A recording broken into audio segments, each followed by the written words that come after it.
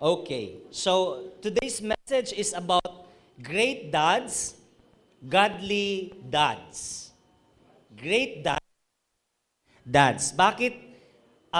Paano magiging great ang isang dad if yung dad na yan is a godly dad? No, makadiyos po siya. Kapag meron po tayo niyan, all-in package na po yan, bawi na tayo. Amen? So, I continue, tayo po yung manalangin. Dakilang Diyos, kami po ay nagpapasalamat sa iyong kabutihan, salamat po sa iyong presensya. Sa bawat isa po na narito ngayon, we are celebrating Father's Day and we honor our fathers, Lord, for giving us their lives. Salamat po sa kanilang mga sakripisyo. Batid namin ang kanilang pagpupursigi, ang kanilang paghihirap, lahat, Panginoon, ng mabigat, lahat ng mahirap kinakaya ng aming mga tatay upang matustusan ng aming mga pangangailangan. And we thank you, Lord, because our fathers are the resemblance, perfect resemblance of your image. And you are our Heavenly Father. Today, we know that we don't have a perfect father. Yung iba sa amin, wala nang physical na tatay. Yung iba naman sa amin, hindi ganoon ka responsibilidad tatay. Subalit, Panginoon, kami po ay nagpapasalamat pa rin na sa kabila ng mga pagkukulang ng aming mga pisikal na mga magulang, kayo po ang pumupuno sa lahat. And we are so blessed today and we want to honor you and to give you praise in Jesus' mighty name. Amen and amen and amen. Marami pong salamat. Praise the Lord. Ako bilang tatay, at the same time, ako po'y pastor, hindi po mag-automatic yung mga tinatawag nating ideal father. Kung meron po kayong hindi kagandahang karanasan sa isang tatay, obviously, mangangarap ka na kapag ikaw na ang magiging tatay, ayaw mong gawin ito at gusto mong gawin ito. Kung naman, idol na idol mo yung tatay mo, talagang sobrang bait nung tatay mo, hinahangaan mo siya sa lahat ng area ng buhay, ikaw naman habang palapit ka na magiging tatay, or if you want to become a father soon, sabi mo, I just want to become my father. Gusto kong sundin, gusto kong gayahin yung aking tatay. Sa aking pagmuni-muni at pagbulay-bulay patungkol po sa mensahe na gusto kong ibahagi ngayong umaga patungkol sa tatay, nag-come up po ako sa isang ideya na laging pinopromote ng Bible, to become a godly father. Nakuha nyo? And I should say that the best dad in the world are those that are godly fathers. Godly fathers. Pag sinabi natin godly kasi, ang daming aspeto, no? Pwede tayong mangarap ng mabait na tatay. Nga lang kasi, maraming mabait pero makasalanan. May kilala ba kayong mababait pero makasalanan? Ha? Meron ba kayong kilalang masipag pero pilyo? Ha? Pero wala na po. To come up with one word, palagay ko kapag ang isang tatay magiging godly lang, lahat magfa-follow. Amen? So therefore, today, I should say that great dads are godly dads. At para po maintindihan po natin, my goal for today is to share a word that will inspire our fathers. Okay? To become deep in their relationship with the Lord. Magiging godly pa sila lalo. Kung talagang godly na sila ngayon, magiging godly pa talaga sila. At alam niyo po, kapag ang ating mga tatay godly sila, bawing-bawi po tayo. Amen ba? Sino dito masasabi mo, bawing-bawi ka, tatay mo godly? Ha? Sabi nung isa sa likod, tatay ko pogi lang, pero hindi pa masyadong godly. Ayan, praise God sa message ngayon. Amen? Tatay ko masipag lang talaga, pero kulang sa godly eh. 'Di ba? Yung tatay niyo namang isa, sobrang godly. Ano, nga lang tamad. Naku po, mukhang marami tayong issue ngayon. Praise the Lord. So today, I would like to share with you 4 things about a godly father. Okay? So paano nga ba ang isang godly father? Okay? Number 1, godly father or godly dads consecrate their family to the Lord. Godly fathers would consecrate, okay, would devote their families to the Lord. Yung matino na tatay, mga kapatid, they would consecrate. Yung word na consecrate, yung ikaw ba, itatabi ka para sa Panginoon, dadalhin ka, i-devote ka niya, i-dedicate ka niya sa Panginoon, ililid ka niya sa Panginoon. Amen? Ako sa magulang ko kasi, ang medyo, kay mama at kay papa, ang medyo aggressive when it comes to godliness, si mama, very vocal talaga yon. Si papa, tahimik lang. You know? Pero si mama, ang very vocal. So, blessed naman kami, but both of my parents, sila po ay godly parents. Ano ho? So, mapalad po ako, nakagisnan po silang ganyan. But, godly parents would consecrate. Pinapabanal ba? Yung salitang consecration, pinagpabanal. When you separate things for a purpose, that means consecration. Okay? Amen? Kino-consecrate mo siya. Kapag ikaw, yun bang nakagisnan natin yung Nazarene. Yung word na Nazarene, it means consecration. Hindi puputulan yung buhok kasi yung buhok na yan naka-consecrate, naka-separate for a purpose. Para kay Lord lang talaga yan. So si Samson, yung kwento ni Samson, he was a Nazarite or Nazarite kasi he was consecrated. Yung kanyang buhay ay para lang talaga sa Panginoon. Si Prophet Samuel, ganun din. Yung kanyang buhay ay para lang talaga sa Panginoon. Hindi siya pwedeng mag-farmer, hindi siya pwedeng magiging house builder kasi itinalaga na ang kanyang buhay para magiging prophet. Nakuha? So, ito pong salitang consecrate, ito yung ikaw ay talagang dahan-dahan ka, itinalaga ka ng Panginoon para sa Diyos. Ha? And if your father is that kind of father, bawi ka. Bakit? Kasi yung tatay mo, dinadala ka niya sa tamang landas. Amen ba? Amen ba? Amen. Praise the Lord. At naniniwala po ako, karamihan sa mga tatay natin, merong ganoong pangarap. Nga lang natabunan lang sa mga kahirapan, sa kawalan, kaya hindi natin siya nagagawa. And today, my job is to encourage and to empower our fathers to consecrate their families to the Lord. So, isang araw po, meron pong tatay, pinabinyagan niya yung kanyang anak. Sa atin, pinadedicate. So, yung baby, pinadedicate niya, nga lang meron din siyang mga 5 years old or, 4-5 years old na bata din. Sabi ngayon ng pastor, sabi niya, I want you to bring up your kids in a Christian home.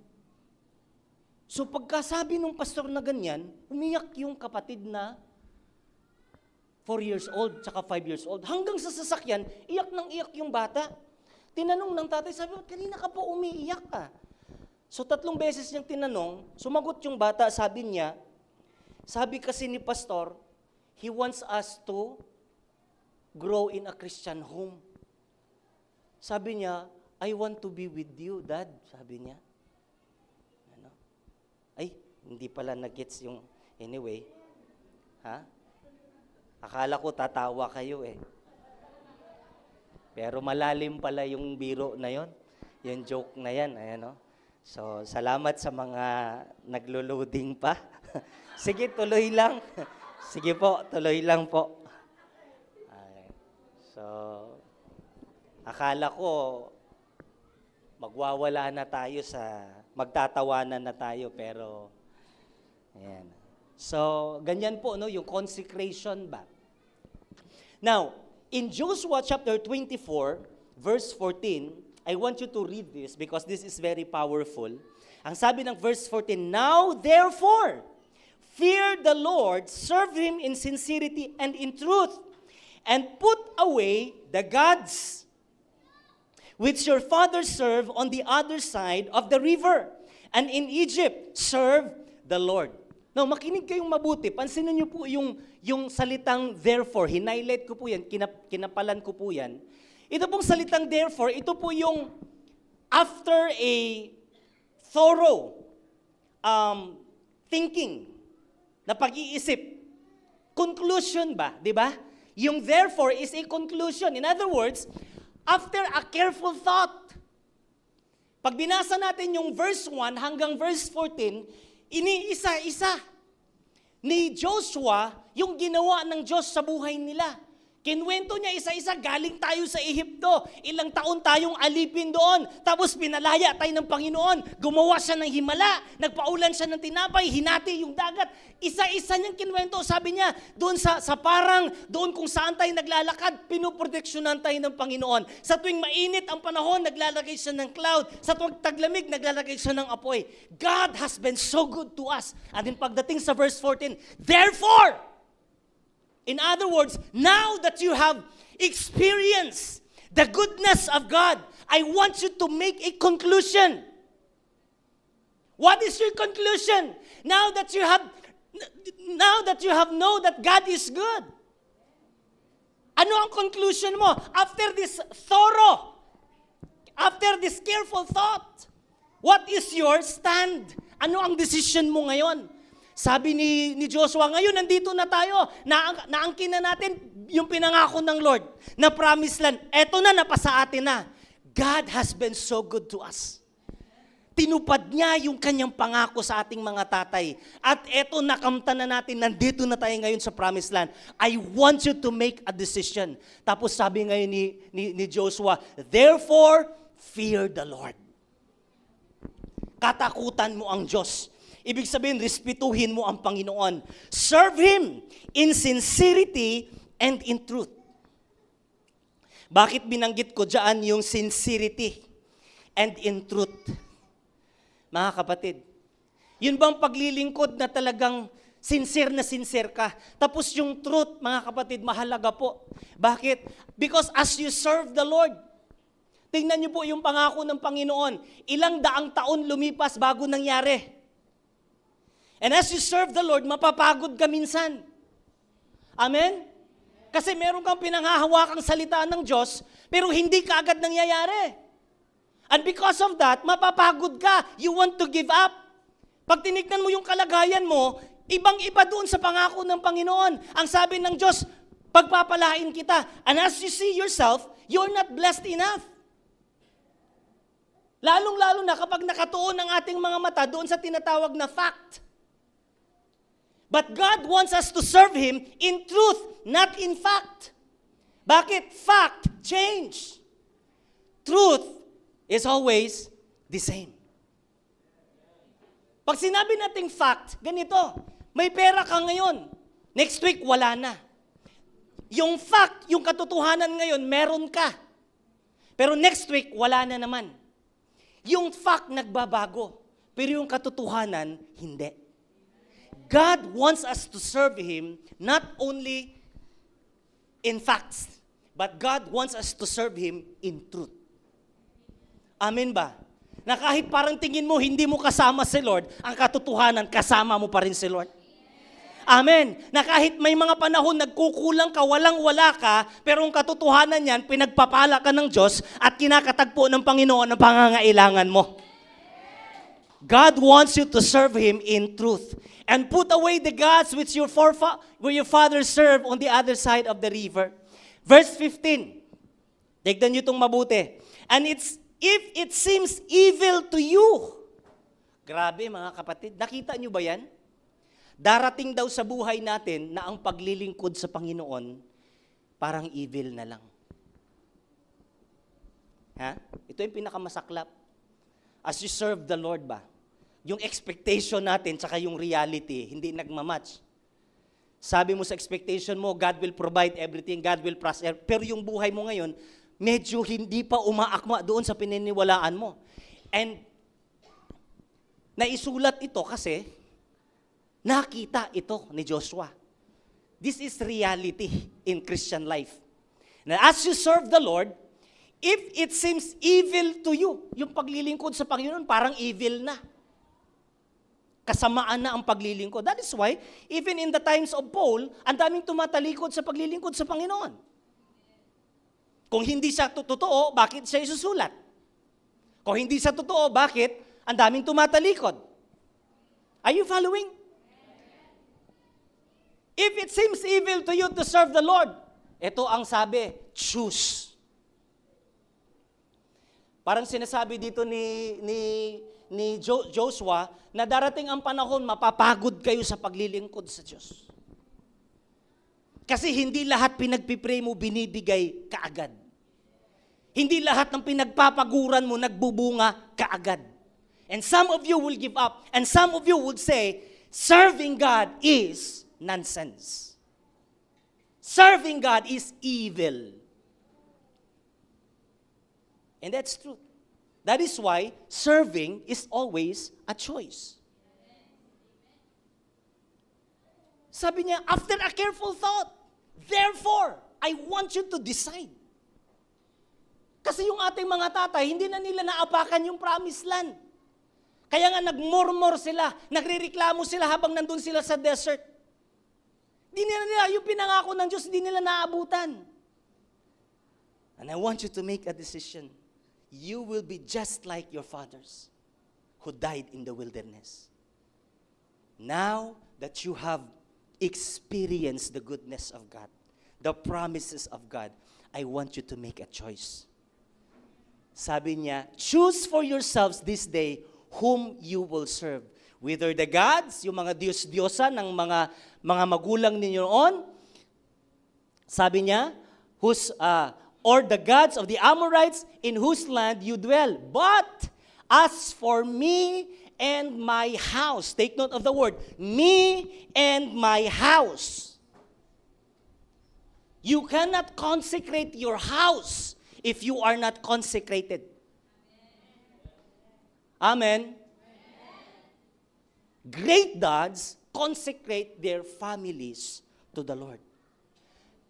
Madala mo lang ang pamilya mo sa lugar na napuntahan mo. Doon mo lang pwedeng dalhin ang pamilya mo sa lugar na naabot mo. If you are not consecrated to the Lord, kaya nga yung mga magulang, lagi kong sinasaway dito sa church natin Huwag mo lang sabihin na, sige, punta kayo sa church, maganda yan. You cannot consecrate them that way. We should be the first. Just like Joshua, as for me, I don't know about you. If you are tired about serving the Lord, I don't care, but as for me. Come on. Darating yung panahon, tatalikod kayo. Pinagpapala na kayo. Dalawang bagay lang magpapatalikod sa inyo sa Panginoon. Yung pinagpala ka ng lubusan o naghihirap ka ng lubusan. You make a choice. But as for me, sabi niya, I will stay consecrated to the Lord. I will serve the Lord, and I will consecrate my family to the Lord. Palakpakan natin ang Panginoon, kapatid. Hallelujah. Wow. You see, the most important thing we can offer to our families is our consecrated life, which comes from our devotion to the Lord. Nakita niyo ba yan?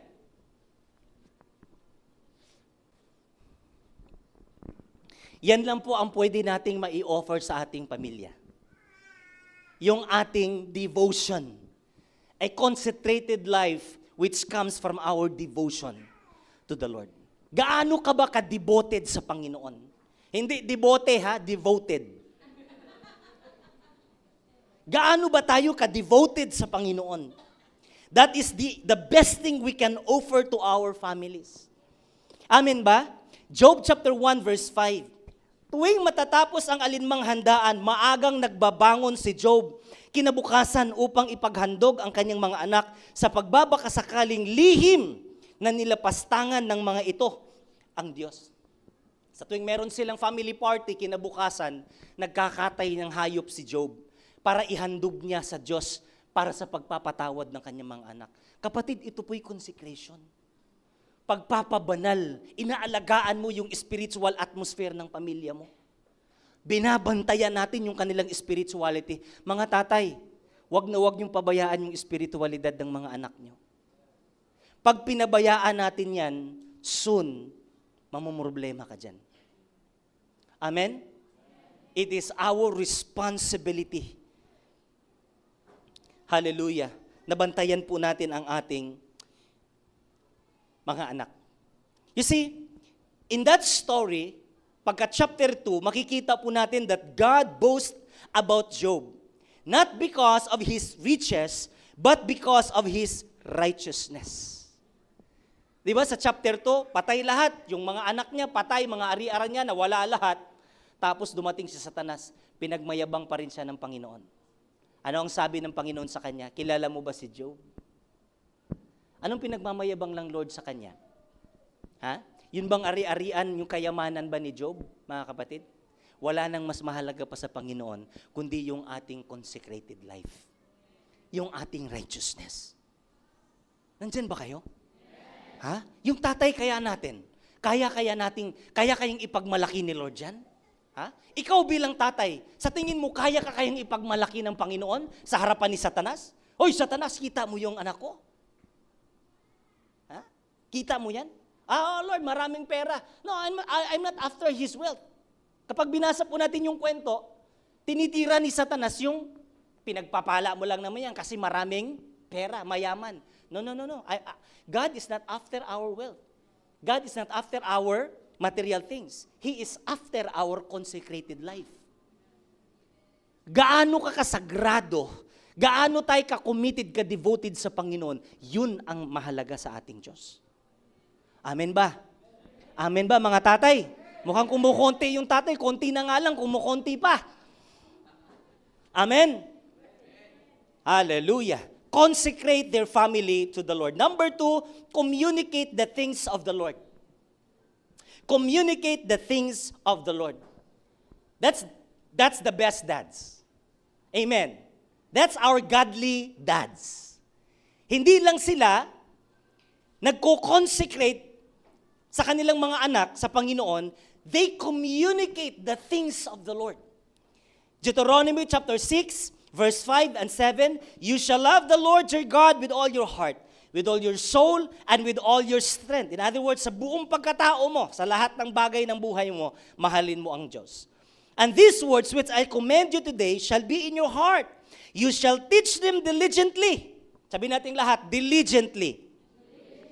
So you shall teach them diligently to your children, and shall talk of them when you sit, when you walk, when you lie down, and when you rise up. Kailan daw natin i-communicate ang mga bagay-bagay patungkol sa Panginoon? Sa tuwing tayo daw ay umuupo, lumalakad, humihiga, tumatayo, mga kapatid. In other words, sa lahat daw po ng panahon.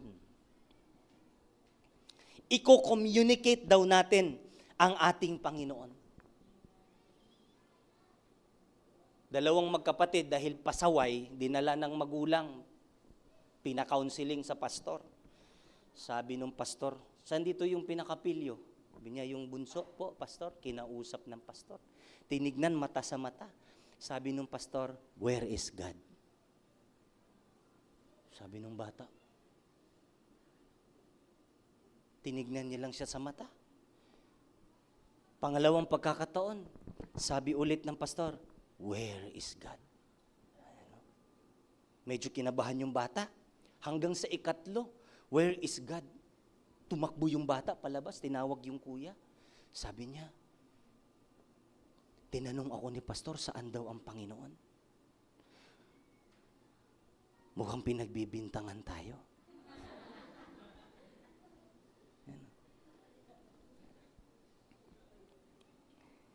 Bakit ganon? Because we failed to communicate the things of the Lord to our children. Pwede kasi tayong nandito lagi sa simbahan, but we don't communicate the things of God. Kaya yung mga anak natin, magugulat ka, di ba? May mga tanong sila na napakasimpleng mga tanong pero ang hirap sagutin. So, kailangan i-communicate natin ang Panginoon. Ano ibig sabihin nito? When you raise up, when you sit down, when you walk, when you lie down, when you rise up, this means all the time. Sabi natin lahat, all the time. All the time. Mahirap ba to? Ay, mahirap. Anong ibig sabihin nito? All the time. We cannot talk to them all the time. But we can show them all the time. Amen ba, mga kapatid? Ha? Actions preach louder than words. Amen. Amen? In fact, may sinulat ako dyan. The easiest way to teach is by saying. The hardest way is by showing. Amen? However, ganun pa rin ang instruction ng Panginoon, communicate the things of God. Number 3, correct the ones they love in the ways of the Lord. Best dads, correct their children. Godly dads, disciplines their children. Amen ba? Look at verse 24. Sinabi uli ni Josue, kung gayon, itapon ninyo ang mga Diyos-Diyosang iniingatan pa ninyo at manumpa kayo kay Yahweh sa Diyos ng Israel. Sinaway niya, kinurek niya. Kasi akala nila ito yung tama. Akala nila yung mga baon nila mga Diyos-Diyosan, ito yung nagbibigay sa kanila yung success para makamta nila yung promised land. Are you following? Kaya napaka-blatant, napaka-open rebuke yung kanyang ginawa. Kaya sabi niya sa verse 24, sumagot uli ang mga tao, si Yahweh ang aming Diyos. Siya ang aming paglilingkuran. Susundin namin ang kanyang mga utos. Amen ba? So, godly fathers would, correct the ones they love. Hebrews chapter 12, sapagkat pinaparusahan ng Panginoon ang mga iniibig niya at pinapalo ang itinuturing niyang anak. Amen. Godly fathers would discipline. Ang ating Panginoon nga, higit na mapagmahal pa sa atin, siya daw po ay nagdidisiplina din. Amen? Kaya tayo po, if we are godly, if you want to become the best father, then don't hesitate to discipline our kids. Verse 7, tiisin ninyo ang lahat bilang pagtutuwid ng isang ama, sapagkat ito'y nagpapakilalang kayo'y inari ng Diyos na kanyang mga anak. Sinong anak ang hindi itinuwid ng kanyang ama? Meron bang mga anak na mahal ng kanilang mga ama nung magkamali, hindi itinutuwid? If you cannot correct whom you love, it simply means you don't love that child. Amen. However, our discipline must line up with the Word of God. Dapat po ang ating pagdidisiplina naka-align pa rin sa salita ng Panginoon. Huwag lang tayong disiplina ng disiplina, pero hindi na siya biblical. Ang sabi kasi ng 2 Timothy chapter 3 verse 16, that all scripture, so when we discipline, it should be based upon the scripture, given by inspiration of God and is profitable for doctrine, for reproof, for correction. So the question is, why should we discipline? Why discipline our children? There's a very good verse in Proverbs chapter 22 verse 15. Bakit daw natin didisiplinahin yung ating mga anak? Basa. 1, 2, 3, go. All children are hindi po cute. Kapag yung bata nagkakamali, hindi po cute ang tawag dyan. And it takes discipline or correction to make them change. Amen ba? So, godly dads disciplines their children. Number 4, mga kapatid, conquer their family to the Lord. Best dads are godly dads that conquer their family to the Lord. Ano ibig sabihin nito? No, marahil ikaw pa lang ang Kristiyano sa pamilya ninyo, your goal is to conquer. Dapat maakay mo sila sa Panginoon. Why? Because it is the plan of God that all the family will be saved. Anong sabi ng Joshua chapter 24 verse 15 sa bandang dulo? As for me and my house. Dapat darating tayo sa point na tayong mga tatay, huwag kang pumayag na ikaw lang ang naglilingkod sa Panginoon. Darating ang panahon, pangarapin natin na yung ating buong pamilya, maakay natin sila sa Panginoon. Wow! Look at verse 24. And the people said to Joshua, the Lord our God will serve. We will serve, and His voice we will obey. Grabe yung influence ng isang tatay. Dapat gamitin po natin sa tama. Amin ba mga tatay? Now, medyo mahaba-haba po itong babasahin ko sa Acts, pero worth it po ito. Okay? And I'm closing. Right? Acts chapter 16 verse 26. Ito po yung kwento ng isang jailer. Siya po yung nagbabantay sa jail, nakakulong si Silas at saka si Paul, no ho, mga disciples. At nung nagpupuri sila, biglang nakalag, nagbukasan lahat, naglindol, nagbukasan lahat yung mga rehas. So, kung ikaw ngayon, yung jailer, iisipin mo kaagad, anong magiging parusa mo? Kasi nakawala lahat yung mga preso. So, ang naisip na lang niya, magpakamatay na lang. So, ito yung kwento. Di kaginsa-ginsay lumindol ng napakalakas. Ano pat nayanig pati ang mga pundasyon ng bilangguan.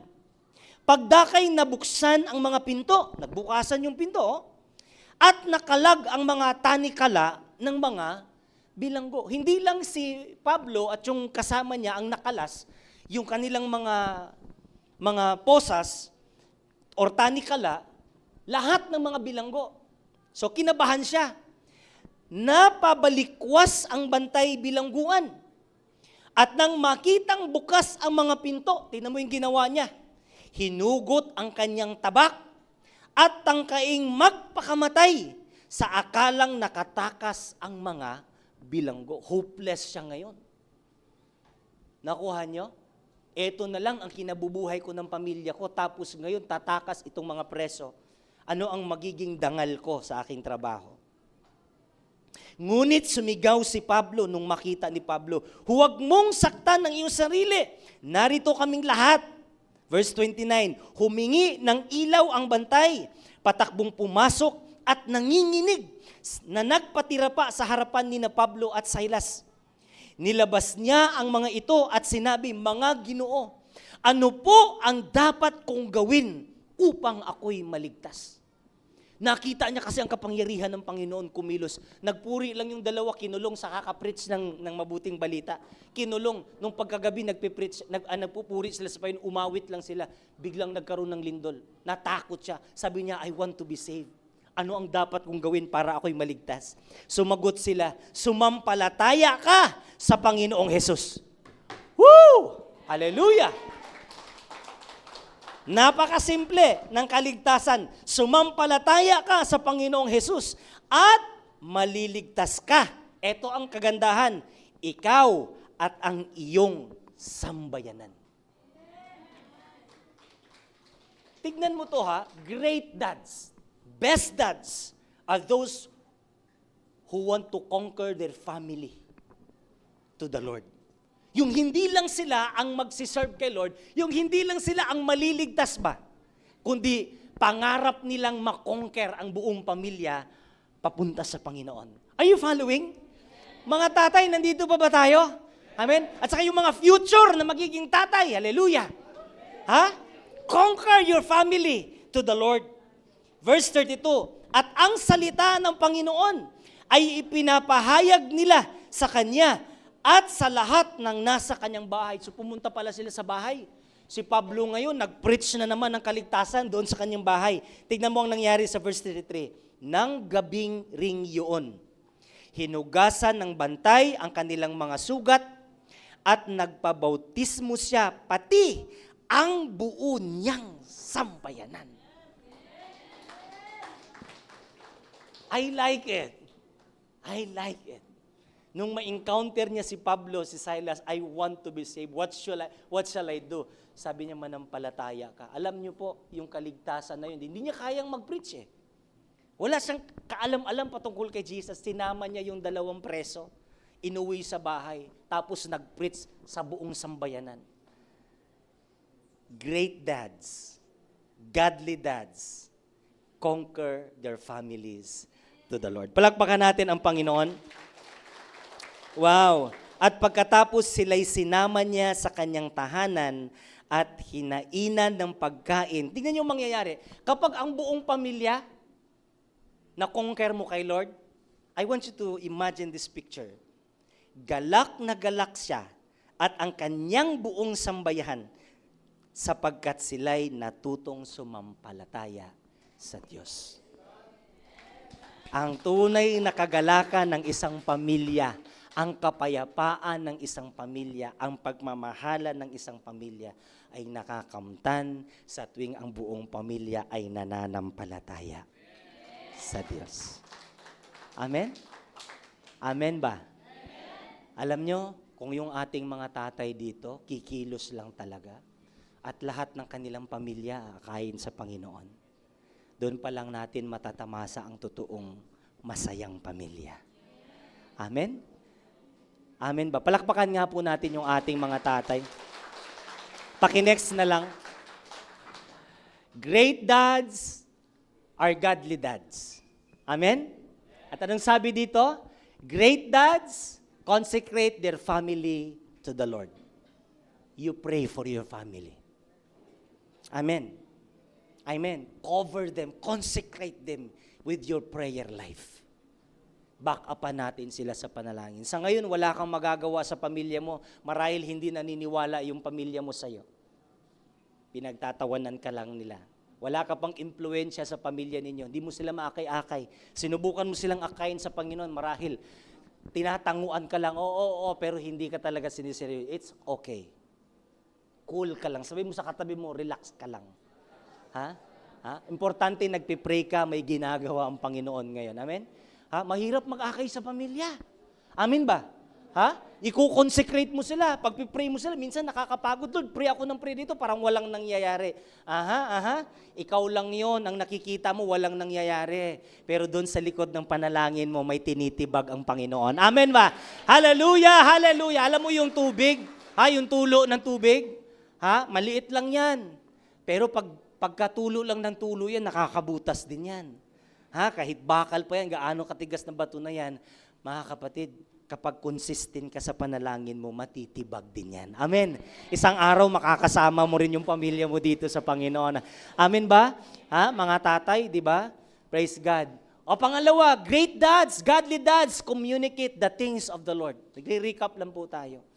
Mahirap ba to? Naku, sa totoo lang, mahirap po. Mahirap po.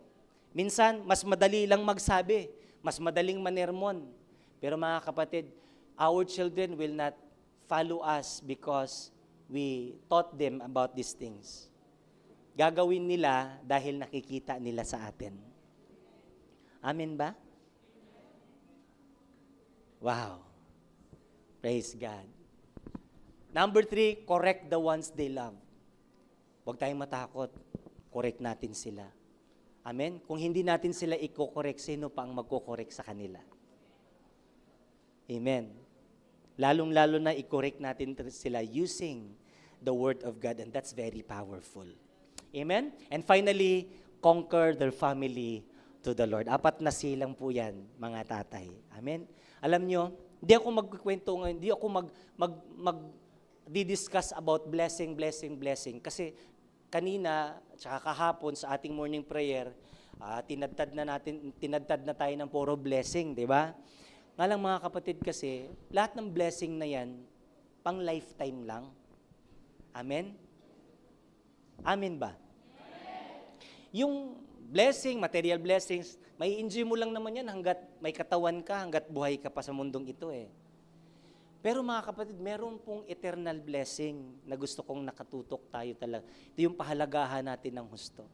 Yun bang pagdilat mo sa iyong mata, matapos kang mamatay sa buhay na ito, yung pagdilat mo, sabi kasi ng Hebrews chapter 9, no? Pagkamatay ng tao, agad merong judgment. After death, there comes judgment. So, pagdilat mo, nasa langit ka. Dahil meron kang Kristo sa buhay mo. How about your family? Kaya mo ba yon? Na nag-i-enjoy ka sa langit habang isang araw yung mahal mo sa buhay, yung anak mo, asawa mo, hindi mo naakay sa Panginoon? And then nandun sila sa impyerno. Dalawa lang kasi yung pwedeng destinasyon natin, langit at saka impyerno. Amen? Yung purgatorio tapos na. Ang purgatorio, yun yung tinambayan nila David, nila Isaac, yung mga great men, mga believers nung unang panahon bago si Jesus. Nga lang kasi nung si Jesus nabuhay na muli, lahat nung nandun sa purgatorio dinala na sa langit. Amen. At lahat ng mamamatay ngayon, na nananampalataya sa ating Panginoong Hesukristo, sila'y didiretso na sa langit, wala ng purgatorio. Amen. At kung ang tao na hindi nananampalataya sa Diyos, this is sad to say, but this is truth, hard truth. Sila'y mapapahamak sa lugar na wala ding hanggan, kapahamakan, kundi kung saan nagngangalit ang ating mga ngipin sa sobrang init, sa sobrang sakit. Kaya mga kapatid, we cannot afford to witness that day na ang ating mga mahal sa buhay ay nandun sa kabilang lugar, samantalang tayo nag-i-enjoy sa langit. Kaya ba natin yon? Conquer your family to the Lord. Amen? Whatever it takes. Tatawanan ka, okay lang. Kakantsawan ka, okay lang. Paasahin ka, okay lang. Ang mahalaga, may ginawa ka na makonquer mo ang pamilya mo para sa Panginoon. Amen? Sige po, tayo pong lahat ay tumayo.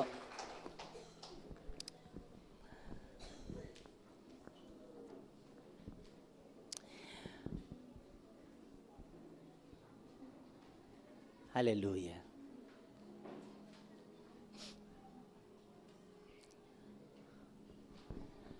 Yun pong ating mga tatay. Kayo po ay itinilaga ng Panginoon sa tahanan na yan. Hindi po nagkamali ang Diyos na kayo po ang nagiging padre de pamilya ng inyong sambahayan. Kayo po ang kapitan ng inyong barko. Kayo po ang pipihit kung saan kayo tutungo. Amin ba? Kaya mga kapatid, nakikiusap ako sa inyo mga tatay. Sa ibang bagay, pwede nating pagbigyan ng ating mga anak. Pwede tayong kakalma-kalma lang doon at ipapaubaya natin sa kanila ang mga bagay-bagay.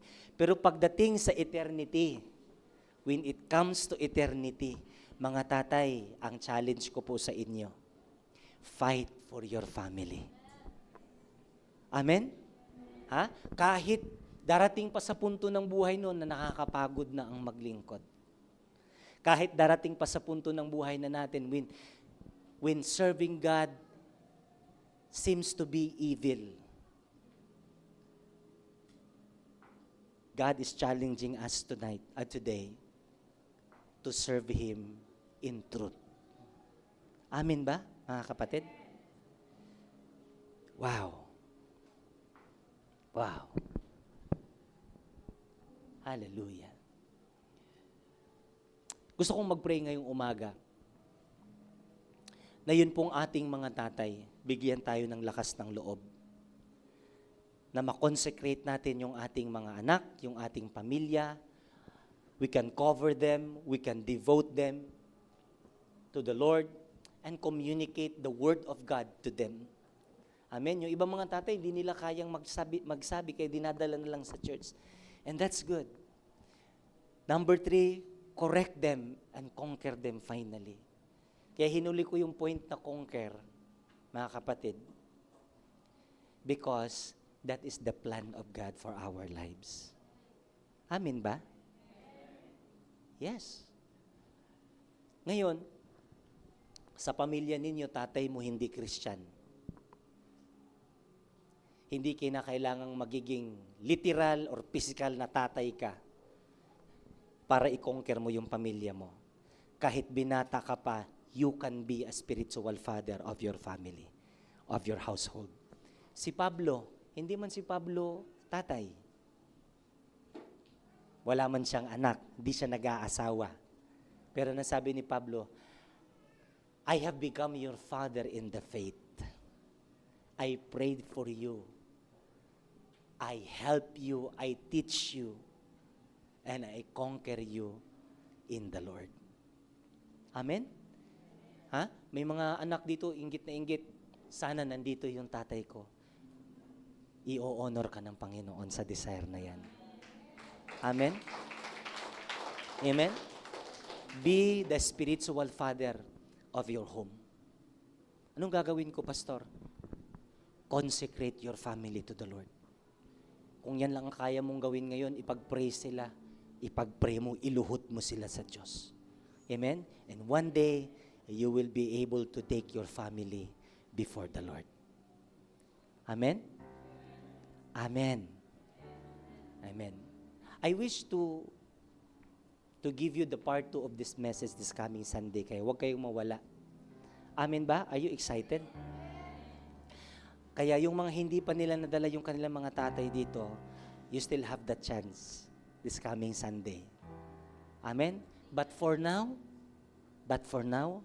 I want you to pray for your fathers. Kung ikaw naman, tatay, Kristiyano ka na, wala dito yung asawa mo, wala dito yung pamilya mo, o kaya yung angkan mo, yung kamag-anak mo, gusto mo silang maakay din sa Panginoon. Don't lose hope. Amen? Sa ngayon, for now, be the spiritual father of your household. Anong sabi ni Joshua? As for me, I don't care about you. Tatalikod ka kay Lord. But as for me, magpapatuloy ako sa Panginoon. Amen? Isang araw, kakalabitin ka ng mga tao sa labas. Ay, nakakapagod yung ginagawa nyo. Pa-church kang ganyan. Nakakapagod. Anong sagot natin? I don't care about you. But as for me, and my house! Hallelujah! In other words, hindi ko susukuan ng aking pamilya. I will continually consecrate them before the Lord. I will pray for my family. I will influence, I will convince, I will compel my family to serve the Lord. One day, mangyayari po yung Acts chapter 16 sa buhay mo. Anong sabi? At sila po ay punong-puno ng kagalakan na naglilingkod sa Diyos. Amen. Sige po, palakpakan natin ang Panginoon. Hallelujah. Hallelujah. Salamat po, Panginoon. And I know that this message is very simple. And yet, very profound. Dalangin ko po sa mga lugar na ito, sa aming mga tatay, na Lord, sila po ang magiging instrumento upang maakay nila ang kanyang buong sambahayan patungo sa inyo. Ang mga tatay, Lord, itinalaga nyo sa bawat pamilya na maging pagpapala. Sila ang authority na itinalaga nyo. At Lord, turuan nyo po kami na ang aming kapangyarihan ay magamit namin sa tama. Bless our fathers as we bless our family.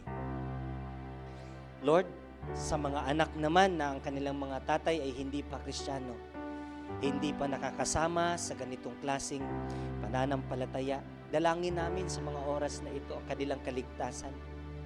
Na Lord, hipuin niyo po ang kanilang mga puso, na maging sila man ay magiging bukas sa inyong salita at makilala kanila at makamtan din nila ang biyayang inihahandog niyo sa kanila na kaligtasan. Lord, hindi po kami nawawalan ng pag-asa na isang araw buong pamilya kaming maglilingkod sa inyo. Sa ngayon, Panginoon, the only thing we can do is to pray for our family, to pray for our children, to pray for our wives, our fathers, our loved ones, to consecrate them before you, and to communicate the things about you to them. When we sit down, when we eat with them, when we walk with them, when we lie down and when we rise up with them. Lord, may our lives be a watchable, a readable letter, a readable scripture to our loved ones. A living epistle. Hindi man namin kayang magturo sa lahat ng panahon, pero sa aming galaw, sa aming pananalita, sa aming mga kilos, mababasa nila na ikaw ay Diyos sa aming mga buhay, na ikaw ay umiibig sa kanila at nagmamalasakit sa kanila. Lord, help us to conquer our family. Salamat sa kalakasan, sa lakas ng loob na ipapabaon niyo sa aming mga magulang, sa aming mga tatay, sa mga anak, sa lahat na narito, na ang aming pag-asa ay hindi nagmamaliw, Panginoon. Buhay ang aming pananampalataya at aming pag-asa na isang araw, we can conquer them. And makita din namin sila na isang araw naglilingkod sa inyo. Salamat po. Pagpalain niyo ang aming mga tatay at we honor them. We celebrate your goodness on their lives. In Jesus' mighty name, amen.